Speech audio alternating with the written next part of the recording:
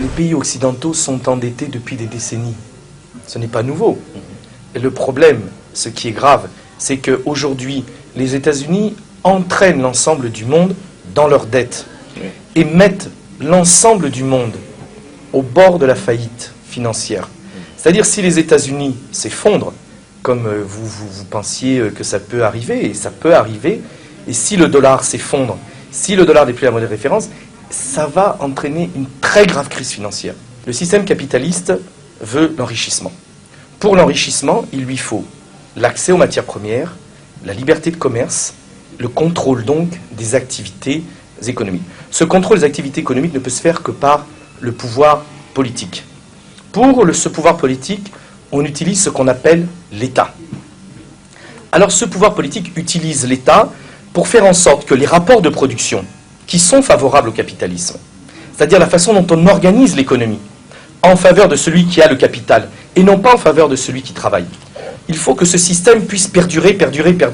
Croyez-vous que ceux que vous allez esclavagiser vont vouloir rester esclavagisés? Non. Donc vous devez utiliser des systèmes pour que les rapports de production se reproduisent. C'est ce qu'on appelle la reproduction des rapports de production. Et qu'est-ce que fait le capitalisme? Eh bien, le capitalisme utilise deux choses. L'État, dans son aspect répressif, ce qu'on appelle l'appareil répressif d'État. Système politique, justice, armée, police, pour faire régner son ordre, que lui a décidé. Alors pour ça, il utilise des politiques, des politiciens qu'il finance, parce que si vous voulez être président aux États-Unis, en France, en Russie ou ailleurs, il vous faut de l'argent. Qui va vous donner cet argent? Ce ne sont pas les pauvres, ce ne sont pas les chômeurs, ce ne sont pas ceux qui vont gagner 50 $ par mois. Ceux qui vont vous donner l'argent sont les capitalistes. Et c'est eux qui vont, en vous aidant, en vous produisant, faire en sorte que vous défendiez leur politique. Donc, une fois qu'ils sont au sommet de l'État, les lois sont organisées de manière à défendre le système capitaliste. Donc, on utilise l'appareil répressif d'État, comme l'ont fait les colonisateurs, pour prendre les matières premières, pour gagner plus d'argent, la finalité du capitalisme. Mais de l'autre côté, on sait que les peuples, même face à un appareil répressif d'État, peuvent se révolter, peuvent dire non. Et quelquefois renversent l'appareil répressif d'État. C'est ce qui s'est passé en Chine, en Corée du Nord, au Vietnam, au Cambodge, en Russie, en Mongolie, en Ukraine, dans beaucoup de pays. Donc pour éviter qu'il y ait une lutte des classes trop forte entre les capitalistes et le peuple, entre les exploiteurs et les exploités, au-delà de l'appareil répressif d'État, le capitalisme utilise ce qu'on appelle les appareils idéologiques d'État. C'est-à-dire il achète une sorte de consensus sur son système. De quelle manière? Par l'école. Les enseignements ne sont jamais neutres. Les enseignements sont toujours organisés d'une manière à orienter la pensée de l'élève pour qu'il puisse être au service du capitaliste. Les églises, vous le savez, vous, dans votre histoire coloniale, combien les églises ont été au service du pouvoir colonisateur, c'est-à-dire du capitalisme. La famille, dans laquelle on apprend les valeurs, il faut respecter son patron, il faut respecter ceci. Les médias ne sont pas neutres. Les médias sont détenus par des milliardaires dans l'ensemble. Et c'est ceux qui font l'information dans le monde. Ce sont les capitalistes qui dirigent les médias. Les partis politiques, qui financent les partis politiques en grande majorité dans la plupart des pays du monde? Et ce sont ceux qui ont l'argent. Ce sont ces capitalistes qui mettent à la tête des États ou à la tête de ministères des gens qui leur seront favorables. Donc, le capitalisme, là, vous voulez sa fin, vous voulez sa mort, mais lui utilise les appareils répressifs d'État.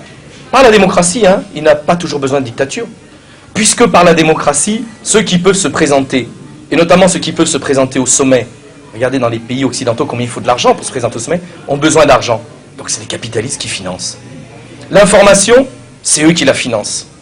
Les programmes d'école, c'est l'État avec ceux qu'ils ont mis en place. En détournant les réalités, en ne disant pas la vérité, en utilisant l'école, les églises, etc., eh bien les peuples doivent aller à l'intérieur des églises, à l'intérieur de l'école, à l'intérieur des partis politiques, à l'intérieur des syndicats, à l'intérieur des médias, pour eux dire non, nous ne voulons pas de ce capitalisme, nous voulons d'un monde qui nous soit plus favorable et plus juste. Et ne pas accepter cette idéologie-là.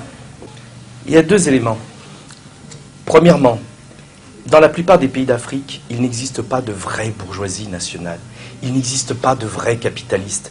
C'est-à-dire, vous n'allez pas à la table pour aller discuter des grandes décisions du monde. Où sont les grands capitalistes africains qui viennent discuter à Davos chaque année?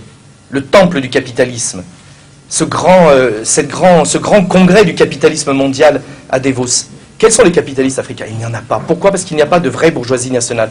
Tant qu'il n'y a pas de bourgeoisie nationale dans les pays africains, le problème de l'Afrique, c'est que la lutte des classes n'existe pas. C'est-à-dire, les églises sont plus du côté en général des pouvoirs, ou dans la collection de pasteurs qui viennent chercher des belles Mercedes, des belles voitures, etc., qui font beaucoup d'argent. Dans les écoles, on a encore des programmes quasiment du temps colonial, ou des systèmes éducatifs qui datent du temps colonial.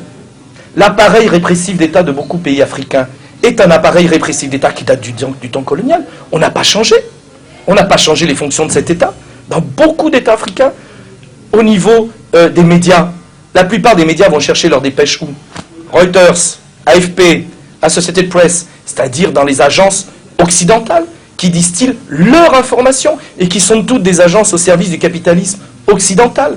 Donc, tant que les Africains eux-mêmes, partout, syndicats, partis politiques, médias, écoles, familles, églises, ne sauront pas déterminer leurs agendas, leurs volontés, ce qu'ils veulent face à ce capitalisme, ça, et établir un rapport de force. Et tant que dans le même temps, ils ne pourront pas s'appuyer sur leurs capitalistes à eux, qui vont défendre aussi leurs intérêts. Parce que toi, Freddy, si demain tu deviens un grand patron de groupe de presse, et que tu pèses 1 milliard, et que tu es présent dans 20 pays africains, et que tu comptes, on t'écoutera. Mais aujourd'hui, est-ce qu'on